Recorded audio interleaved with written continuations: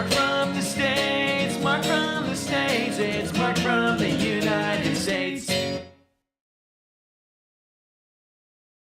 Good morning, good afternoon, good evening, Mark from the States. How are we doing today? I am doing fantastic.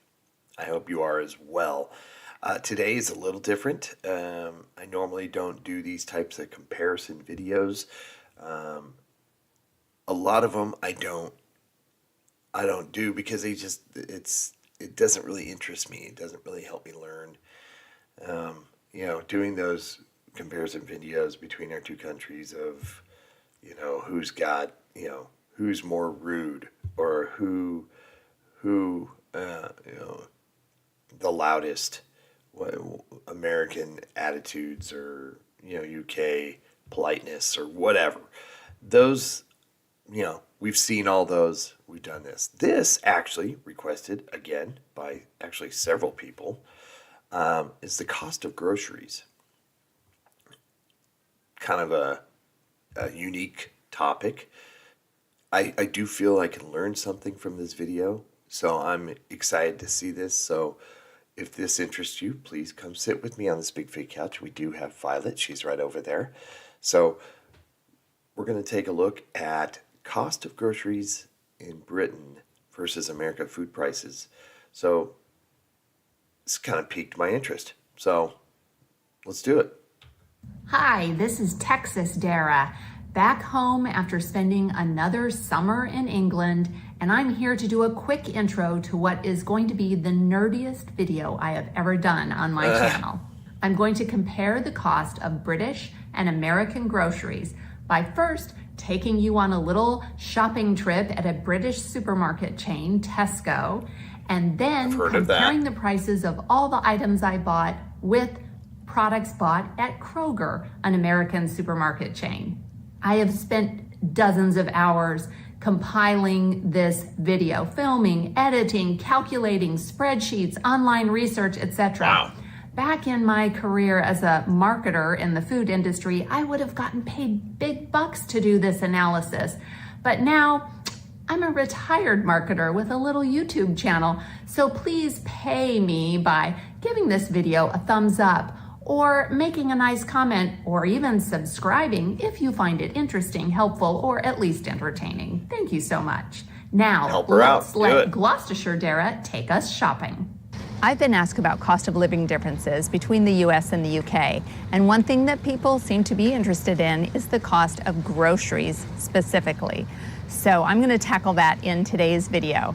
I'm here in front of Tesco in the wind, and I'm going to be going in and buying kind of a typical shopping basket full of groceries. And then I will compare the cost of all those items versus what they would cost at Kroger in Dallas, Texas. Like any good grocery shopper, I'm going to begin my shopping trip in the produce section. Well, let's go look at the cost of strawberries. These fine British strawberries from West Sussex are £2.30 for a 400-gram punnet. Before I show you the price comparison, here's a quick peek behind the scenes to view all the math I did for every set of products in this video, converting from imperial to metric measurements and converting currencies to make an equivalent data point to compare the price gap and see if the British product was more or less expensive than the American one. So let's jump into our first example, strawberries. Doing all that complicated math, the result was the British strawberries are 6% more expensive than the American ones. Bananas are £1 1 pence per kilo. American bananas are 49 cents a pound, and when you do the conversion, it means those British bananas are 13% more expensive. Easy peeler mandarins are £2.50 for a 600-gram bag. Back in the States, looking at a similar item, we have a 3-pound bag of these mandarin clementine oranges for $4.49, which makes the British ones 53% more expensive. At this point, I was kind of freaking out because I know that I felt like I was spending less money on produce in Britain. And the first few items were all more expensive once I did the conversions. But fasten your seatbelts. things are about to change. Fresh broccoli is £1.92 per kilo. Buying broccoli by the pound in the States is $1.79 for a pound, making the British broccoli 41% cheaper. British carrots, a 1 kilo bag is only 50p. A 2-pound bag of carrots in the States is $2.49, which makes the British carrots a whopping 78% cheaper. And these nice bell peppers in red, green, yellow, or orange are only 55p per pepper. This one didn't surprise me at all. When you buy bell peppers in the US, the green ones aren't that expensive, but I always buy red, yellow, or orange, and they're crazy expensive, like $1.49 each one. So yes, the British peppers were 55% cheaper. These cherry tomatoes are 1 pound for a 300-gram packet. But these are the really good ones. The Sugar Bell tomatoes, they're kind of small cherry tomatoes. They are £1.80 for 220 grams. To try and keep this an apples to apples equivalent, if you pardon the metaphor, I'm comparing the really fancy cherry tomatoes in Britain with the similarly really fancy cherry tomatoes in the States. And the British ones were 15% cheaper. These packages of both red and green grapes, 500 grams for £1.90. I could not find American grapes that were both red and green packed in the same container, so I just went for red grapes. Seen it. And looking at equivalent products, the British ones were 21% cheaper. This bag of baby potatoes is £1.20 for 1 kilo, although it's actually on sale for 79p right now.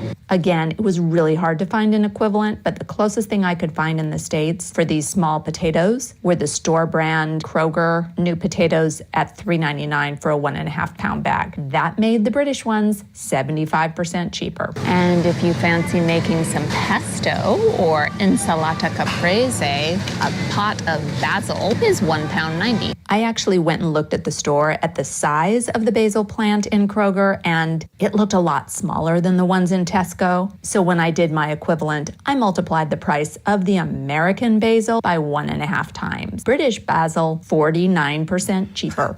A lot has been said about how American bread is just not good, and it's kind of true, I'm sorry to say. So let's look at some good bread. What did she say? It's kind of true. Said about how American bread is just not good, and it's kind of true, I'm sorry to say. So let's look at some good bread here in the UK. One thing I've noticed is that seeded breads are really popular here, way more popular than they are in the States, and they are delicious and nutritious. This is Ian and my favorite new bread. It's Tesco Finest brand, and it's wholemeal seeds and grains, and it's $1.35 per loaf, which is 800 grams. The bread aisle is so different in the US than it is in the UK. Most of the bread in the bread section is this kind of sandwich bread, which is not very healthy or very good. It's full of preservatives, and the honey wheat really is not whole grain. In order to get bread that is more healthy, you need to shop in this section where things actually have whole grains. It's hard to find something that's equivalent to what we buy in the UK because the store brand, that's what I get. Private Selection, is the Kroger store brand. The store brand has whole wheat, but they don't have anything with seeds. And then this is a really popular brand. It has whole grains, but actually, this is new. They do have a whole grain with seeds. So this might be the closest to what we buy in England, and it's $4.99 for a loaf. This is a biggie. I did actually buy that Pepperidge Farm whole grain with seeds bread, and it's pretty good. The slices are huge, but it's pretty good bread. Not as good as the Tesco bread, though. And that Tesco bread, 72% cheaper. With our bread, we need some butter. So here we have some Tesco brand regular salted butter, and it's $1.79 for 250 grams. American butter is also pretty expensive, so store brand butter, comparing American and British, the British butter was 6% cheaper. Our Yeah, our favorite dairy kind of jam, products are pretty wherever we are in expensive. the world, is Bon Maman. Here is the raspberry conserve. Normally it's £3.30 for 370 grams, but it's actually on sale for only $2.60 now. I was not surprised to see that with the American jam being about $6.50 for a jar, the British jam was 39% cheaper.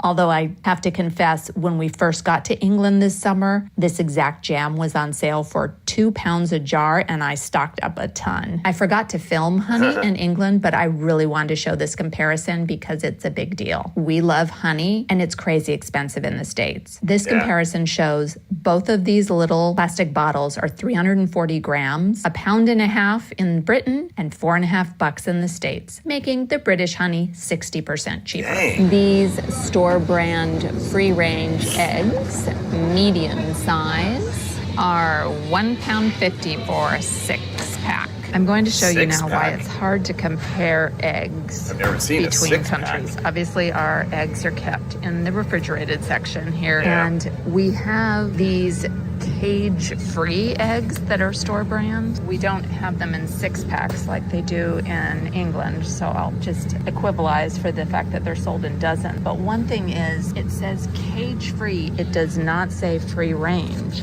They have other eggs that are called free range, and then these are the regular store brand eggs that don't say anything about free range or cage free, which mean they're kept in cages, and that's gross. So the American eggs come in a dozen, but the British ones were 10% more expensive. Let's compare prices on two.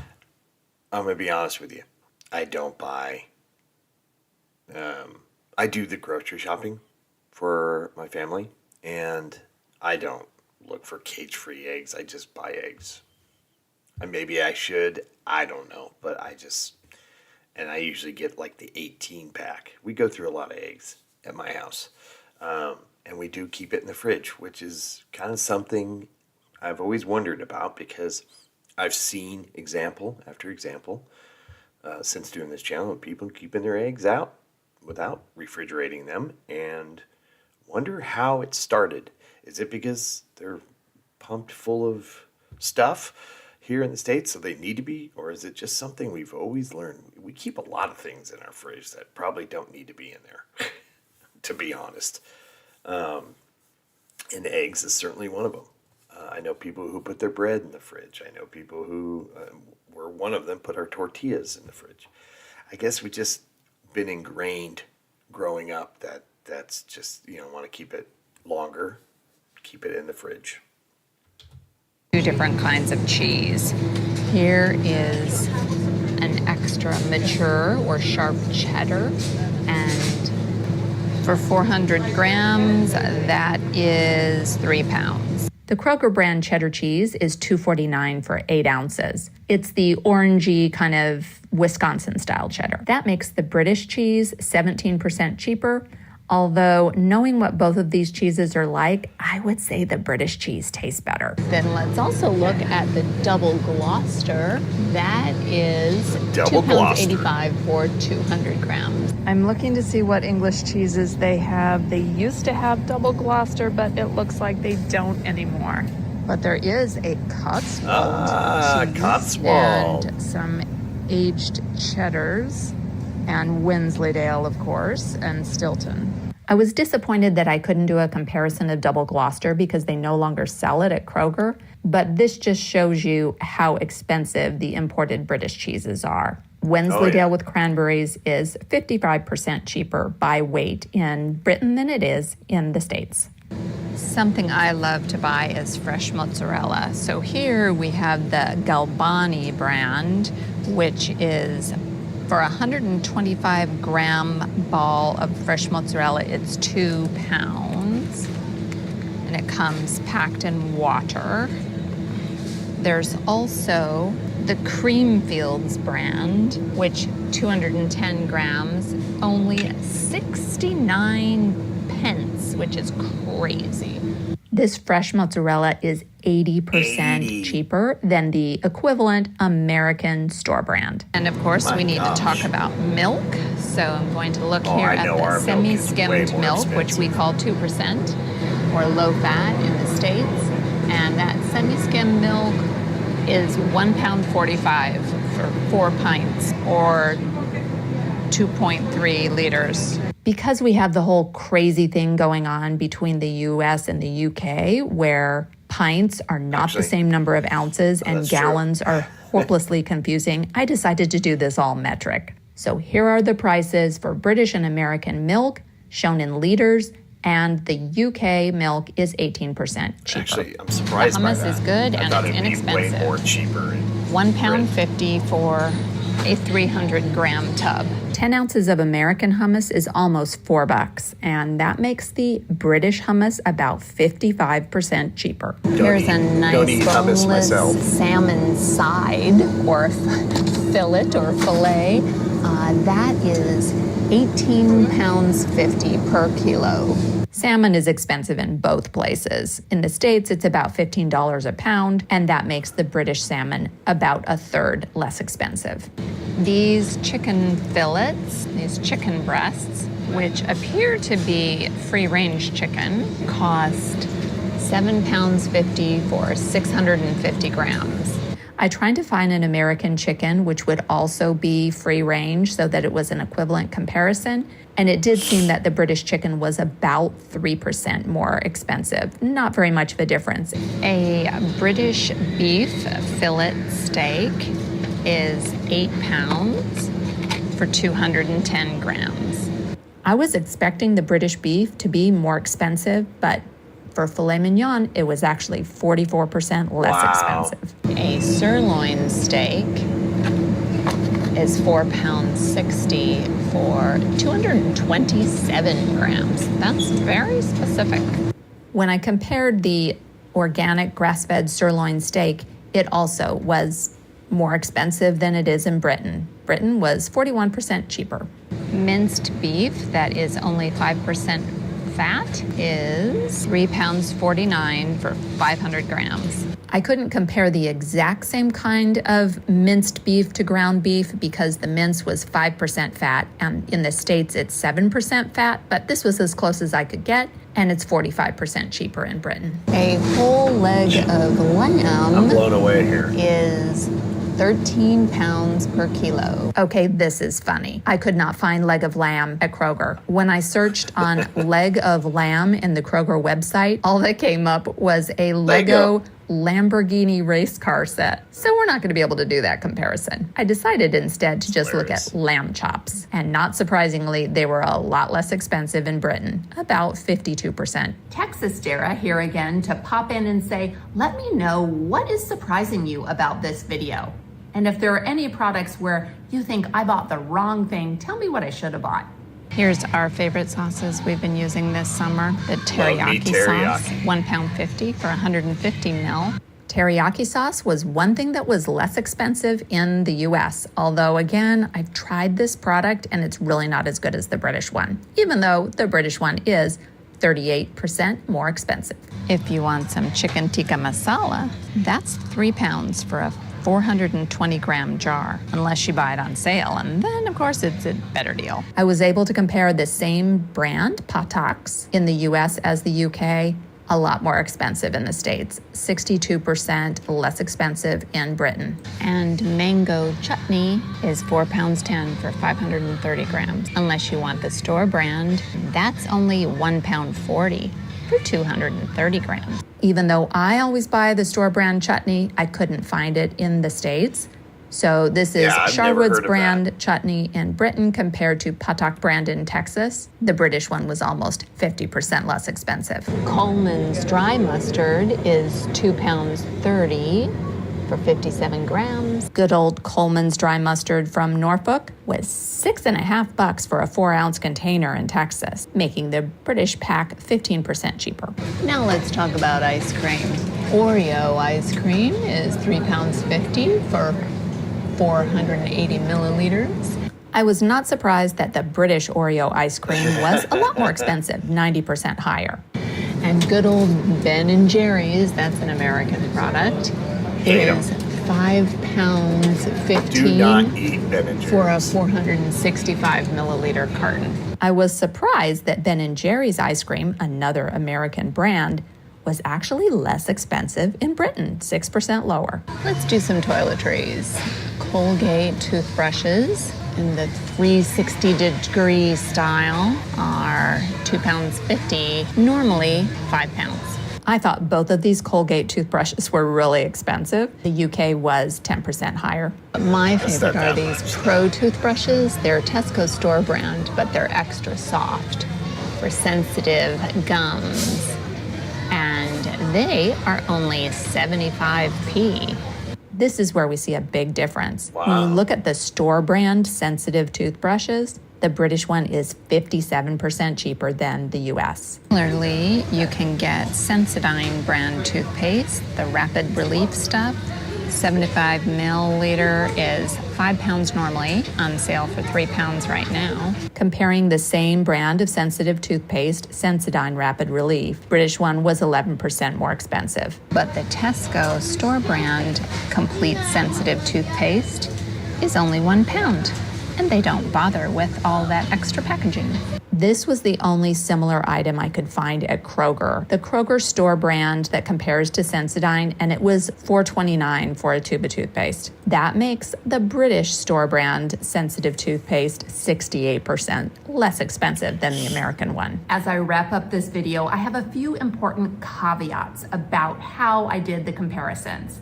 First of all, obviously, exchange rates vary constantly. One thing that's obvious is that there are so many more store brands in Europe than there are in the US. I worked in the food industry for 30 years and can tell you that's always been the case, but there are lots more store brand products available now in the US than there used to be years ago. I tried to buy what I actually buy when I'm shopping, but as you saw a couple times when I couldn't get a store brand equivalent in the States, I had to just use the branded product in the analysis. Speaking of brands, I did include a couple American brands and British brands just so that we could see if the theory holds that a brand is going to be more expensive when it's not in the country of origin. But that wasn't always the case. Now let's look at the total cost of the two shopping baskets. In Britain, it was £122, and in the US, it was $212. After equivalizing, it was 32% cheaper to shop in Britain versus America. If you're interested in seeing more shopping videos, Wow.